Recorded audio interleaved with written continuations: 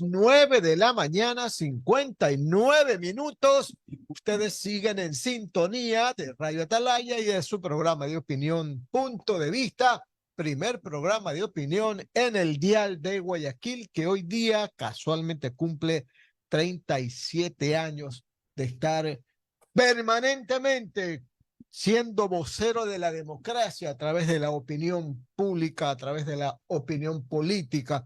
Y uno de nuestros contertulios que regularmente ha sido invitado a este programa para que dé sus opiniones desde diferentes causas, porque también ha sido ministro de Defensa, ha sido el almirante retirado Fernando Donoso Morán, quien está con nosotros. ¿Cómo está? ¿Cómo celebra usted estos 37 años? Ha sido parte de este programa. Cuéntanos un poco, ¿cómo recuerda la primera vez que habló aquí en este programa? No solamente pues como ministro, ¿verdad? También como almirante, etcétera. Buenos días. Muy buenos días a todo este panel distinguido. Sí, yo recuerdo allá por el año 1995 que tuve la primera entrevista cuando yo era director general de la Marina Mercante. Y me entrevistaron aquí y pude conocer a algunos de los que han ido presentando ustedes en este día. Y fundamentalmente las diferencias son marcadas de lo que era Radio Atalaya en ese entonces, que no era aquí. Claro, en Rumichaca y 9 de octubre, en Rumichaca, ¿no? De lo que era eso a lo que es ahora, ha habido un cambio sustancial y el progreso lógico que tiene que tener una emisora de tanto prestigio como esta. Y claro, en el fondo siempre somos los mismos, ¿no? En el fondo, el programa, como dije al principio, dando dando cauce a las voces democráticas de este país, a las distintas opiniones, desde la izquierda hasta la derecha, porque esta es una radio democrática y este es un programa democrático, almirante. En primer lugar, quiero agradecerles por haberme invitado a una celebración tan importante como esta. No lo pude decir en la primera parte, pero me siento muy halagado y orgulloso de haber sido considerado para que me entrevisten en este día. Una de las cosas que más he admirado en este programa es justamente la pluralidad. Aquí han venido gente de tendencia completamente estatista y gente completamente liberal. No comulgo yo con la idea de derecha e izquierda. Para mí eso no existe. Para mí son los que creen que el Estado es todo y los que creen que el Estado solamente debe participar en regulación y control. Entonces, he oído tantas entrevistas aquí, he oído y he visto también últimamente a tanta gente de diferentes tendencias y eso es enriquecedor y eso es bueno y sobre todo tengo que felicitar la calidad de los entrevistadores. Siempre han sido de primera línea. Correcto, almirante. Le damos la palabra a mi compañero amigo Julio Osvaldo Ayala Serra. Primero las damas. También, bueno, las damas, por supuesto, aquí a Noemí Ceballos y también ya mismo al abogado Hugo Fabricio Landívar Brayana. Noemí, por favor.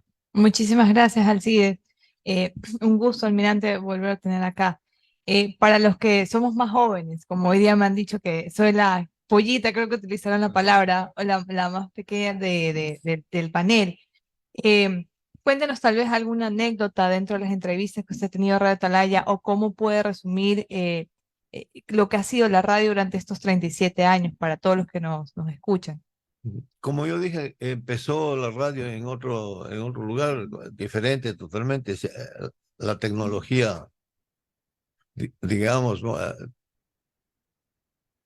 Primitiva que había en ese entonces, estoy hablando del año 95, o sea, ya más de casi 30 años. He sido entrevistado por varios de ustedes y de los que no están también.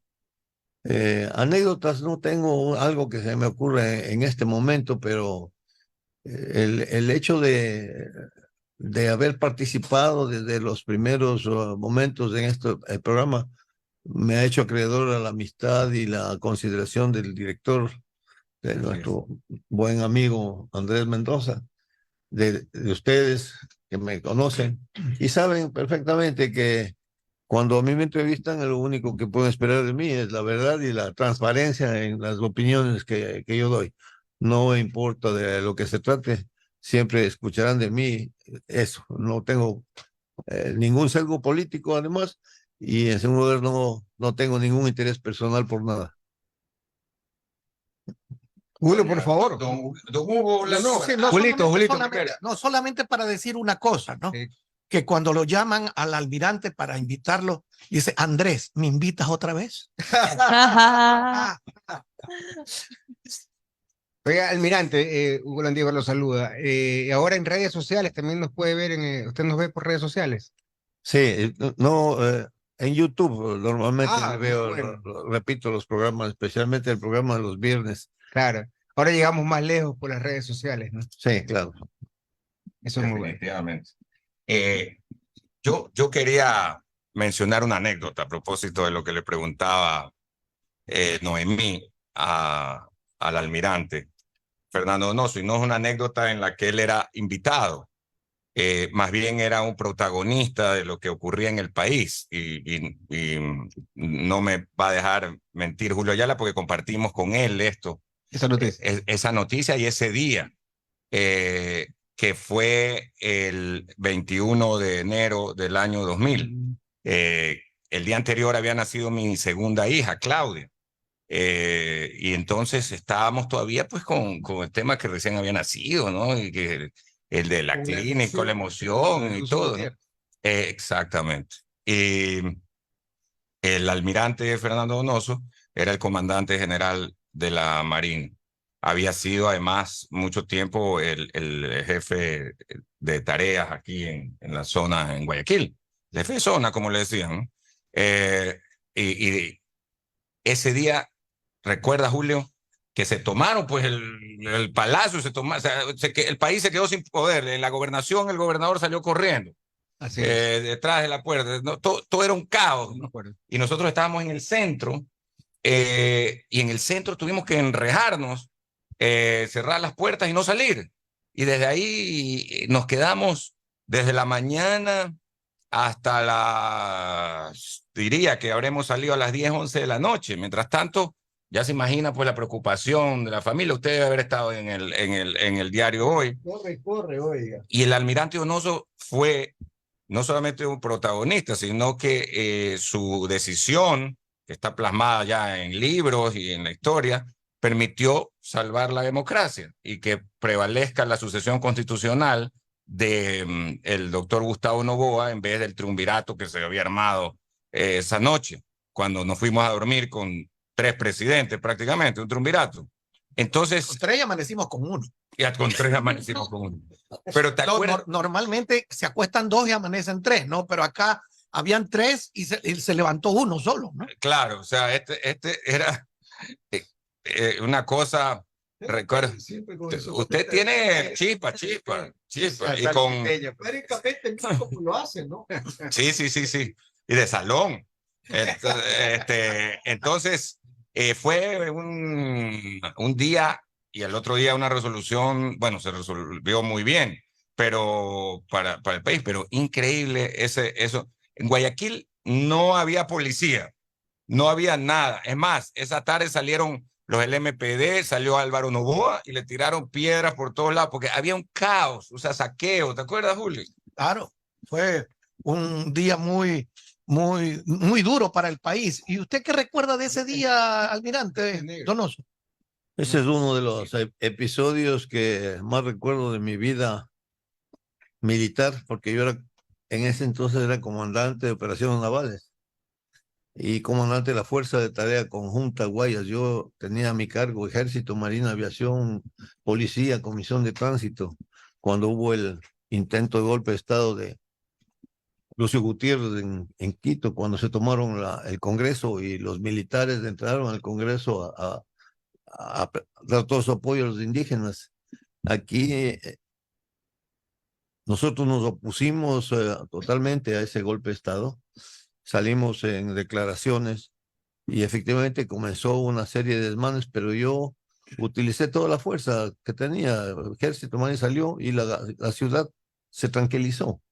Hubieron unos pocos desmanes ahí producidos por los del MPD en ese entonces, pero fueron controlados y tuve la oportunidad de enviarle al doctor Gustavo Noboa a Quito, porque siendo vicepresidente y habiendo esta situación tan complicada de quién se hacía cargo del poder, era el vicepresidente, porque la Constitución así lo manda, era el vicepresidente el que tenía que estar en el sitio de los hechos, y entonces él estaba aquí en su casa. Fue a Quito y efectivamente esa noche el triunvirato formado por el general Mendoza, el doctor Solórzano Constantine y el dirigente indígena Vargas, se proclamaron ellos el gobierno del Ecuador. Eso fue pasar a las 11 de la noche. Entonces yo convoqué, porque ya no había medios en ese momento, yo convoqué a una rueda de prensa para las 7 de la mañana para desconocer ese gobierno. Eso significaba una situación muy complicada para el país.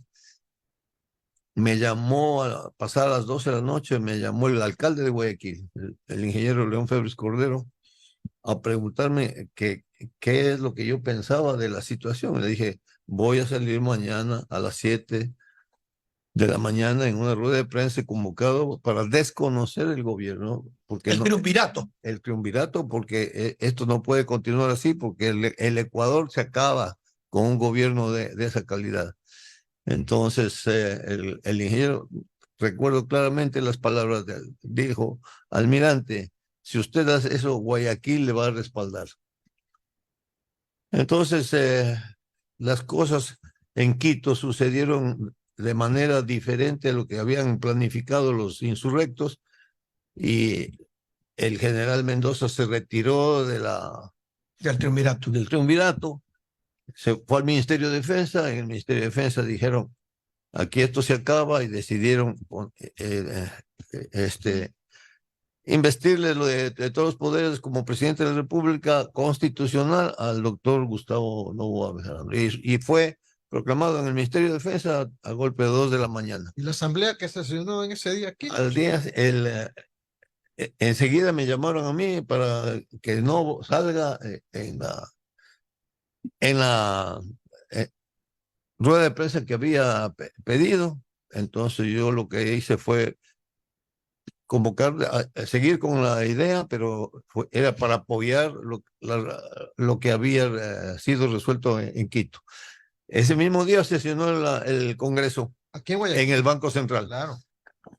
Ahí Y estaba entonces, Febres Cordero. Y ahí me tocó a mí impedir los desmanes y todo lo que hubo, incluyendo el avance del Partido Social Cristiano con el ingeniero León Febres Cordero a la cabeza, que tuvimos que no permitirle que impidan la ejecución, la realización de ese Congreso, en el que se reconoció la validez del nombramiento de Gustavo Noboa La como sucesión presidente presidencial. Claro. Que era lo normal, ¿no? Porque hubo una época en la que eso se trastocó cuando le tocaba a doña Rosalía Arteaga ser la presidenta de la República. En el tiempo de Abelardo Así es, y la frustraron y no pudo continuar realmente. No sé si eso se debió al hecho de que era mujer, ¿no? Seguramente. Probablemente. Pero el Cordero tuvo una actuación muy impecable, le digo, en ese día de la sesión. Yo estaba atrás de él cubriendo la información, por una cosa de la vida, porque así son. La suerte le llega siempre al periodista que busca la información. Pero yo estaba sentado, ya que estaba a punto de iniciarse la sesión, famosísima sesión, y llega Febres Cordero y se sienta delante mío. Y yo me acuerdo bien cuando Febres Cordero levantó el teléfono a comunicarse con Gustavo Noboa, diciéndole, doctor Noboa, así como hablaba, pues, doctor Noboa, posesiónese, tómese la foto con la banda presidencial en este momento. Y a los 5 segundos otra vez lo llamaba, doctor, queremos verlo a usted con la banda presidencial y tómese la foto en este momento. Fíjese. De eso nunca uno se olvida. Claro, no se Porque puede, son, uno no son se puede frases olvidar. impecables en la historia del país, que suceden en un momento Es histórico. tan importante para la República. Así es. Es histórico, no se puede olvidar. Histórico. Histórico. Gracias por recordarme, Andrés. Sí, sí. No, es que es algo que además para los que, a ver, mucha gente no lo recuerda porque son más jóvenes, porque no lo vivieron, porque... Especialmente no es mí, ¿no? Exacto, Claro. probablemente sí. Yo estaba caminando con León Flores Cordero ese Mi día. hija Irene, que está acá arriba, y probablemente algunos de los chicos que trabajan aquí, El rey de Haití. el King de Laitín, Isaí. Sí, ¿qué decía Perón? Que yo estaba caminando con el ingeniero León Flores Cordero ahí en el 9 de octubre. Que, Venían desde el sí, centenario. yo venía caminando con él, me acuerdo, llegó un gas lacrimógeno delante de él. de Él Guayas. cogió, lo pateó y siguió caminando. Así, ¿no? Yo casi me desmayo. Pero increíble. Y él siguió hasta que llegó. Así es, así llega. Así fue. Increíble. Almirante, una última inquietud y volviéndole a agradecer por su presencia, no solo hoy, sino cuando hemos llegado, pactado el horario dentro de sus actividades, poderlo entrevistar. Usted fue hace poco ministro de Defensa en el país, hace no muchos meses, digamos, el año anterior. Y le pregunto una cosa, ¿qué es más complicado? ¿Ser ministro de Defensa o ser comandante de una de las fuerzas, como en este caso la Marina o el Ejército o la Fuerza Aérea, en su caso fue la Marina? ¿Qué es más complicado? ¿Dónde hay más política? Muchas gracias por la pregunta. No se podría decir cuál es más complicado, porque cada uno tiene sus aristas Claro. y su sus responsabilidad. problemas propios. Lo que pasa es que el Ministerio de Defensa es una cosa muy grande, muy amplia, e involucra muchísimos aspectos de la vida nacional. La Comandancia General de Marina es institucional exclusivamente de la Armada y puede tener algunas otras conexiones con otros organismos, pero el Ministerio de Defensa es después del Ministerio de Relaciones Exteriores y del Ministerio de Gobierno, el tercer ministerio en importancia. Está dentro del protocolo, ustedes ven la forma como se sienta en los diferentes eventos, Ministerio de Gobierno, Ministerio de Relaciones Exteriores y Ministerio de Defensa. Es precisamente por la gran cantidad de eventos y acciones que tiene que ejecutar el ministro de Defensa. El comandante general de Marina es un nivel, porque siempre destaco yo la importancia de diferenciar los niveles. El ministro de Defensa es del nivel político, es el nexo entre el gobierno y las Fuerzas Armadas. El ministro de Defensa no tiene el mando militar lo tiene el comando conjunto. El comando conjunto es el comandante general de Marina, es parte del comando conjunto. Por consiguiente, son dos niveles diferentes. No se podría comparar la importancia de uno o la importancia de otro, o es más difícil una cosa o más difícil la otra. Esa es la Interesante. realidad. Esa es la realidad. No, muy interesante la respuesta y muchísimas gracias por la sinceridad y sobre todo por la objetividad para uno tenerlo mucho más claro, ¿no? Son cosas que enseguida vienen a la mente. Alcidito y Huguito, a ver si Ahora entregamos aquí a nuestro invitado. un kit de café conquistador. Con una taza. Almirante, Por favor, aquí. almirante. Y el café molido, molido. arábico, 100% de ecuatoriano. de Loja, café conquistador desde 1949. Usted es cafetero, entonces le va a gustar un café de esto, ¿no? De mucha aroma y mucho olor. Ahí lo ponen. Muchísimas gracias por este obsequio, muchísimas gracias por haberme invitado a celebrar estos 37 años. Y sigan adelante, les felicito. Muy bien. Muchas gracias. Muchísimas Muchísimas gracias. gracias. Nos vamos a la pausa, pero antes le pedimos a nuestro especialista en clima, le decimos a veces que es el oráculo de Atalaya, pero para el tema de clima, don Alcides Montilla, la temperatura y el pronóstico, por favor. Oiga, pero antes de eso, una cosita. A ver, cuente. Acaba de llegar el creador del programa Punto de Vista, el que lo ideó, y el que a mí también me involucró en el programa, así como lo involucró a Carlos Barresueta, fundador del programa. A mí me involucró cuando Carlitos Barresueta se fue a los Estados Unidos y me hizo prácticamente manejar el programa durante una época. Está aquí con nosotros ya el ingeniero Eustorgio Mendoza Cubillo, que realmente es el gestor de que esto exista. Sin él, seguramente Punto de Vista no existiera. Entonces vamos a la pausa y volvemos. Pero no dijo el nombre, pues. Ingeniero claro, Eustorgio lo dijo. Mendoza Cubillo. Claro. Pero tienes que Claro. decirlo